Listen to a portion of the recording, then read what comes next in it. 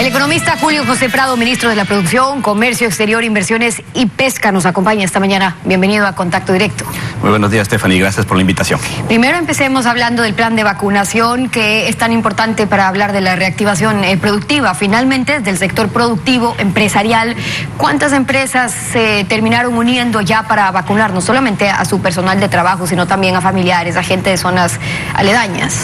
Esta es la estrategia, Stephanie, más grande logística en la historia del Ecuador, primero, y segundo, es la estrategia de alianza público-privada más importante que hemos visto en la historia del Ecuador.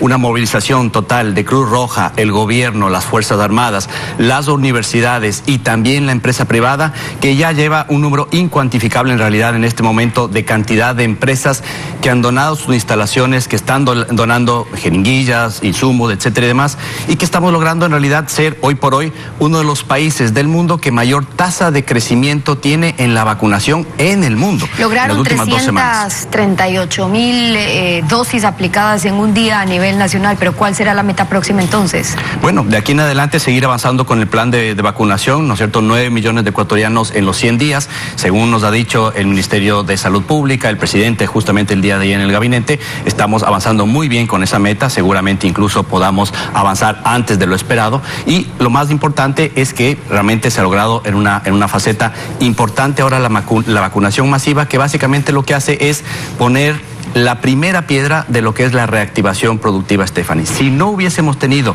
la capacidad de vacunar a tal cantidad de gente en las empresas, los empresarios, los trabajadores no hubiesen podido comenzar a retornar a esta especie de nueva normalidad. Ahora es importante, pero falta. ¿Cómo proponen que esta logística que ya han probado que ha funcionado, me refiero a la vacunación también de la mano del sector privado, siga no solamente para esta primera fase, sino lo que viene después con la vacunación, lo que implica también para niños, para familiares, o con qué tipo de acuerdos o incentivos si se quiere impulsar mayor brazo del sector privado?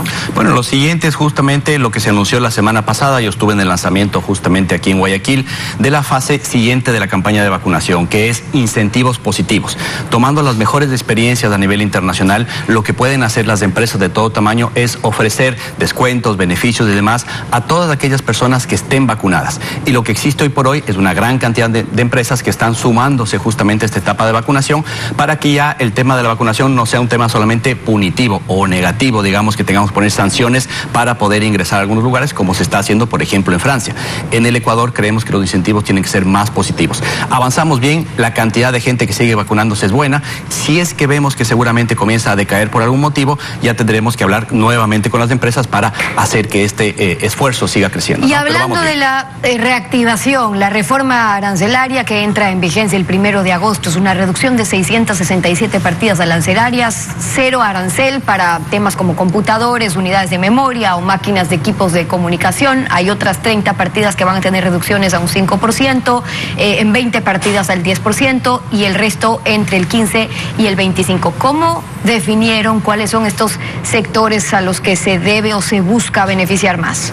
Sí, Stephanie, quizás solamente mientras voy comentando para que la cámara pueda enfocar acá algunos elementos, lo que se hizo fue trabajar con todos los sectores productivos. Durante un mes entero, el equipo del Ministerio de Industria, específicamente el Viceministerio de Industrias, se reunió con más de alrededor de 100 sectores productivos con los cuales trabajamos cuáles eran aquellas partidas que les podían ayudar inmediatamente a la reactivación productiva. Se entregaron una gran cantidad de partidas, ¿no es cierto?, desde temas que eran muy importantes para la reactivación hacia temas de consumo y demás que quizás no eran tan relevantes en este momento. El enfoque fue encontrar aquellas partidas que ayudan a la reactivación, pero que no afecten a los sectores industriales, ¿no es cierto?, y que sean sensibles desde el punto de vista de su producción interna. Con esto tenemos 81 sectores productivos que se van a beneficiar de la reforma arancelaria. Son alrededor de 180 millones de dólares de beneficios en su conjunto, 667 partidas. Esta, en definitiva, Stephanie, es la reforma arancelaria más importante que se ha hecho en la última década. ¿Por qué el sector empresarial les dice que no son 180, que finalmente para ellos será un alivio de 100 millones de dólares porque 60 ya tenían un arancel cero. Es correcto. Ahí lo que había, el total, el sacrificio fiscal, digamos, son 108 millones de dólares. Y había unas partidas que tenían un diferimiento arancelario, es decir, que cada cierto año tenían que volver a ser diferidos. Definitivamente hemos cancelado ese diferimiento arancelario y todos los años de esas partidas tendrán ya cero arancel. Con lo cual, lo que hacemos es facilitar todos los temas relacionados con el comercio. Ahora, alguien dice, Stephanie, no es suficiente. Efectivamente, no es suficiente. Lo que estamos dando es un primer paso que se dio, digamos, a los 45 días de gobierno, de una muestra de hacia dónde queremos caminar. ¿Qué es lo que queremos hacer? Reducir costos de producción, permitir que esto, con la vacunación productiva, permita que las empresas saquen el cuello encima del agua y comencemos a avanzar, ¿no es cierto?, en forma adecuada. Ya le voy a preguntar sobre lo que están exigiendo desde otros sectores para que sea no solo una primera fase, pero para dejarle claro, entonces, algunos de los sectores beneficiados, agricultura, industria, tecnología, plásticos, manufacturas, y con esta crisis en salud, artículos que terminaron siendo negocios, aranceles de equipos, insumos, algunos beneficios allí. Sí, sin duda, tenemos varios sectores beneficiados y si me permite le voy a ir mencionando varios de ellos, ¿no? Por ejemplo, tenemos en el tema automotriz y ensamblaje, bajan los CKDs, ¿no es cierto?, que son las partes para producir vehículos, a 0%. En la línea de ensamblaje también hay varios productos que se van mejorando, por ejemplo, temas de pinturas, de barnices, del 15% al 0%, el caucho al 0%, guarniciones de freno al 0%, alambres de cobre al 0%, tubos al 0%, herrajes, artículos, discos de freno, repuestos justamente para los vehículos bajan a 0%. Ahora, estos para los que se producen acá, le pregunto porque para vehículos, digamos, Ecuador, en Ecuador un vehículo con tanto impuesto, entre arancel, entre ISD, ICE, el IVA, un carro que en Puerto cuesta $30,000, termina en $67,000. ¿Cuál es el plan ahora? Es correcto. La primera fase, esto que hemos hecho, 667 partidas están enfocadas en reactivación productiva para todos los sectores. En los bienes de consumo, sobre todo bienes que van directamente al consumidor, ¿cuál es la estrategia ahí? Comenzar a trabajar sobre acuerdos comerciales. Es ahí, en los acuerdos comerciales, donde vamos a poder ver canasta de desgravación, ¿no es cierto?, paulatinas, que nos permitan avanzar de mejor forma. Y como usted sabe, Stephanie, estamos avanzando muy bien y rápidamente, sin dogmas, para poder abrir la economía, beneficiar, ¿no es cierto?, traer materias primas, insumos más baratos y beneficiarle también al consumidor desde el punto de vista de tener más acceso a productos importados también. Esta reducción de aranceles beneficia a algunas empresas existentes, pero la seguridad jurídica que se requiere para incentivar la producción, la inversión, va por esos cambios que han anunciado en lo tributario, en lo laboral. ¿Cómo esperan concretarlo? ¿Vía asamblea, vía consulta? ¿Para cuándo? Mire, Stephanie, permítame, le cuento que estamos trabajando en el corto y en el largo plazo desde nuestro ministerio. Y aquí me voy a ayudar con un esquema para que todos nos entiendan. Las bases que estamos sentando y toda la estrategia está centrada en generar bases de competitividad en 3 elementos. Un tema de exportaciones, un tema de inversiones y específicamente en el mercado interno. Primero, la estrategia de reactivación productiva a través de un comité de reactivación, la fuerza de tarea que ya la estamos iniciando esta semana en Quito y en Guayaquil, ya le voy a contar un poco más de esto, el decreto 68, que es la reforma arancelaria, la reforma al Sistema Nacional de Calidad, que también baja costos, y en el mediano y largo plazo, el Consejo Nacional de Competitividad, que se activó ya la semana pasada, y la agenda de competitividad con 20 clústeres industriales productivos. Eso, Stephanie, es lo que nos va a permitir generar este entorno interno de shock productivo inmediato y después a mediano plazo sentar esas bases de lo que realmente necesitamos, como lo han hecho otros países. Estamos hablando de que las estrategias de competitividad permiten sentar las bases de emprendimiento, innovación, colaboración y también, ¿no es cierto?, para estrategias de corto plazo, como es esta fuerza de tarea que estamos trabajando, que se va a reunir con 22 sectores productivos la próxima semana para definir cuáles son aquellos elementos específicos que se están requiriendo para seguir avanzando en la reactivación productiva. El Pleno de la Asamblea le exhortó oficialmente al presidente de la República que remita este proyecto de ley para derogar la norma que obliga a los microempresarios a este pago de un 2% sobre el total de las ventas. Esto significa haya tenido o no haya tenido utilidades. Eso está pendiente. Eso y lo de ir eliminando el ISD, el impuesto a la salida de divisas. ¿Qué pasa con eso? Mire, en ese tema hemos conversado ayer mismo en el gabinete que tuvimos con el señor presidente de la República en el Palacio de Carondelet, discutimos varios de los tiempos que tienen que irse dando para todo lo que está alrededor de generar las bases para que las empresas puedan comenzar a competir y reactivarse en forma adecuada. Ahí hay dos elementos: la reforma tributaria, ¿no es cierto?, que contiene todos los elementos que usted acaba de comentar, y la reforma laboral, y además de otras normas que tienen que ir pasando.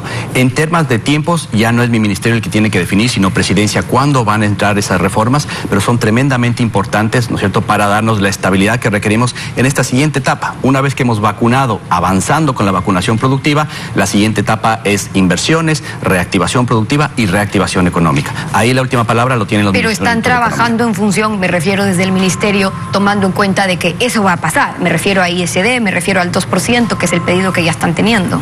Efectivamente, nosotros estamos hablando con inversionistas, incluso a nivel internacional, para que tengan en cuenta todas estas reformas que se van a ir dando. Preanunciándolos algunas de ellas, evidentemente tendrá que decidir ya el Ministerio de Economía y el Ministerio de lo Laboral, sobre todo, cómo se van a dar estas reformas. Ahí yo todavía no tengo la información suficiente para poder comunicarla, pero evidentemente para que haya una reactivación necesitamos ir caminando a dar señales paulatinas de un desmonte, por ejemplo, del ISD, de tener una reforma tributaria que aplane la economía, que haga que sea mucho más fácil poder avanzar, y en el tema laboral, que sobre todo aquellas personas que no están contratadas hoy por hoy o que están en el subempleo, que puedan volver a ser contratadas en forma fácil y sencilla por las empresas. Todo esto es parte de la estrategia también de competitividad. Ministro, y hablando de la inversión, el presidente ratificó ya oficialmente el retorno al Ecuador al CIADI para resolver las disputas, las diferencias en cuanto a inversiones. Recordemos también que el expresidente Correa denunció este convenio, y al estar en la Constitución, ¿qué es lo que correspondería ahora mismo? ¿La Corte Constitucional?